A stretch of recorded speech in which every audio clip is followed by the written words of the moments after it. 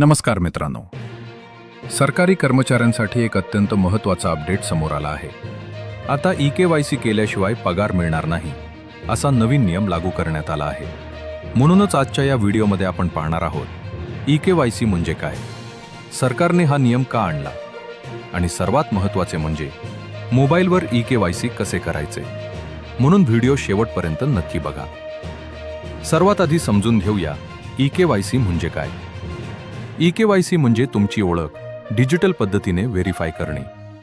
यामध्ये तुमचा आधार number, PAN number आणि बँक खाते ही सर्व माहिती सरकारकडे व्हेरीफाय केली जाते.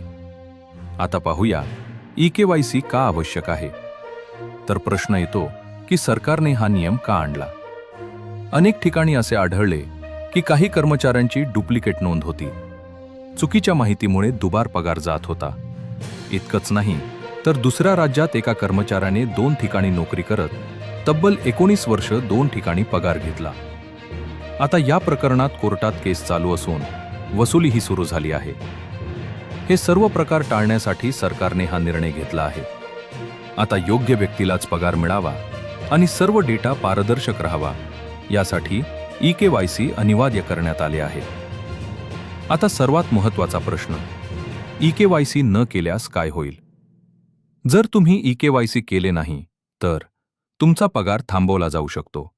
म्हणजेच ई-के-वाय-सी करणे आता सॅलरीसाठी पूर्णपणे कंपल्सरी आहे. आता पाहूया मुख्य भाग, मोबाईलवर ई-के-वाय-सी कसे करायचे. टिप: जर तुम्हाला प्रोसेसमध्ये काही प्रॉब्लेम आला तर कमेंटमध्ये नक्की सांगा, त्यावर मी वेगळा व्हिडिओ बनवेन.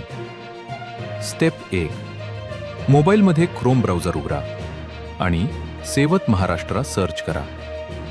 स्टेप 2: एम्प्लॉई लॉग इनवर क्लिक करा आणि तुमचा युजर आयडी आणि पासवर्ड टाका.